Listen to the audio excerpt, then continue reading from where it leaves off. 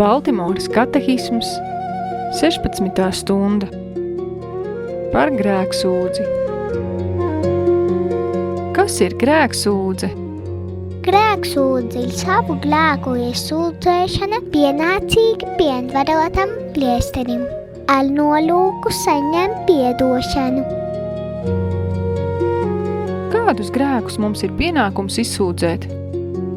Mums ir pienākums izsūdzēt visus savus nāvīgos grēkus, bet ir labi izsūdzēt arī ikdienišķos grēkus. Kas mums jādara, ja nevaram atcerēties savu grēku skaitu? Ja nevaram atcerēties savu grēku skaitu, mums jāpasaka tas pēc iespējas tuvāk patiesībai. Vai ir smags pārkāpums tīši noklusēt nāvīgu grēku grēksūdzē? Ir smags pārkāpums tīši noklusēt nāvīgu grēku grēksūdzei, jo tādējādi mēs melojam svētajam garam un padarām savu grēksūdzi nederīgu. Kas jādara tam, kurš grēksūdzē tīši noklusējis nāvīgu grēku?